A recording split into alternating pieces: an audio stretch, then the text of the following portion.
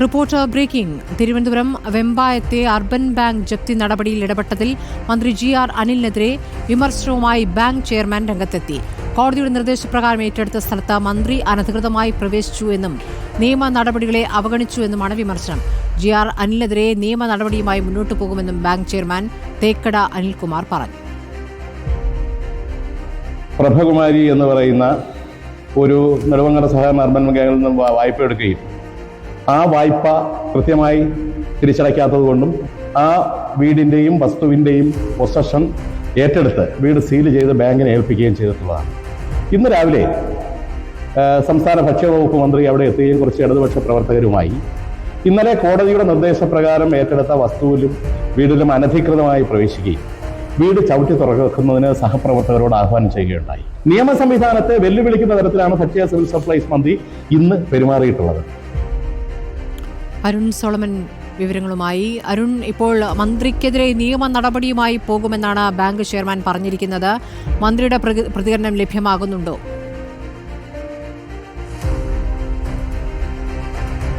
സ്മൃതി, ഇപ്പോൾ of record പ്രകാരം മന്ത്രി പറഞ്ഞിരിക്കുന്നത് പ്രധാനമായും ഈ നിയമ നടപടിയുമായി മുന്നോട്ട് പൊക്കോട്ടെ എന്നുള്ളത് തന്നെയാണ് മന്ത്രി അനിൽ പറഞ്ഞിരിക്കുന്നത്, പങ്കുവച്ചിരിക്കുന്നത്. അതിൽ ഒരു ഭയവും ഇല്ല എന്നുള്ളത് തന്നെയാണ്. പ്രധാനമായും ഈ നെടുമങ്ങാട് അർബൻ സഹകരണ ബാങ്കിന്റെ നടപടി എന്ന് പറയുന്നത് വളരെ ഗുണ്ടകളെ പോലുള്ള ഒരു പെരുമാറ്റമായിരുന്നു. അത് മന്ത്രി കഴിഞ്ഞ ദിവസം നേരിട്ട് വീട്ടിൽ പോയി കണ്ടത് തന്നെയാണ്. അതിൽ ഒരു വിട്ടുവീഴ്ചയും ഉണ്ടാകില്ല. ഈ സഹകരണ ബാങ്കിന്റെ നിലപാടെന്ന് പറയുന്നത് അങ്ങേയറ്റം മനുഷ്യത്വരഹിതമായിട്ടുള്ള ഒരു നിലപാട് എന്നുള്ളത് തന്നെയാണ് മന്ത്രിയുടെയും ഭാഗത്തു നിന്ന് വന്നിട്ടുള്ള പ്രതികരണം. ഈ വിഷയത്തിൽ അടുത്ത ദിവസം നാളെ ഇപ്പോൾ LDFന്റെ സാന്നിധ്യത്തിൽ ഒരു ഈ നെടുമങ്ങാട് പ്രവർത്തിക്കുന്ന അർബൻ സഹകരണ ബാങ്കിലേക്ക് ഒരു പ്രതിഷേധ മാർച്ച് കൂടി സംഘടിപ്പിക്കുന്നുണ്ട്. കുടുംബം ഇപ്പോഴും വലിയ ഒരു അസ്വസ്ഥമായിട്ടുള്ള ഒരു സാഹചര്യത്തിലൂടെയാണ് കടന്നു പോകുന്നത്. വീട് നാട്ടുകാരെല്ലാവരും കൂടി കഴിഞ്ഞ ദിവസമാണ് തുറന്നു നൽകിയത് മന്ത്രിയുടെ സാന്നിധ്യത്തിൽ. പക്ഷേ അവർ അവിടെ കഴിയുമ്പോഴും അവർക്ക് ഏറെ ആശങ്കകളുണ്ട്. കാരണം ഈ ശരിക്കും ഈ നെടുമങ്ങാട് ഈ അർബൻ ബാങ്കിന്റെ ചെയർമാനായിട്ടുള്ള അഡ്വക്കേറ്റ് അനിൽകുമാർ പല രീതിയിലുമുള്ള ഭീഷണികൾ ഈ കുടുംബത്തോട് മുഴക്കുന്നുണ്ട് എന്നുള്ളത് തന്നെയാണ് നമുക്ക് പ്രധാനമായും അറിയാൻ കഴിയുന്നത്. കാരണം കോടതി നിർദ്ദേശപ്രകാരമാണ് ഒരു വീട് ജപ്തി ചെയ്തത്. ആ ജപ്തി ചെയ്ത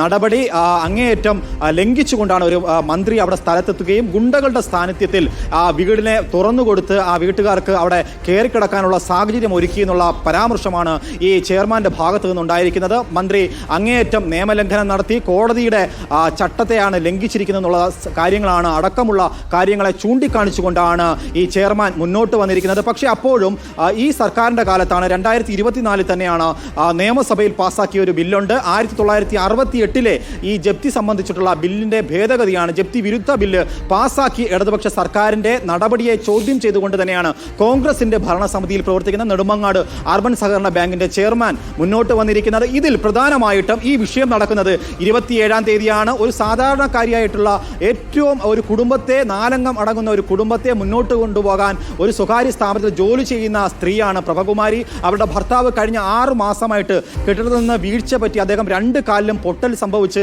വിശ്രമത്തിലായിരുന്നു.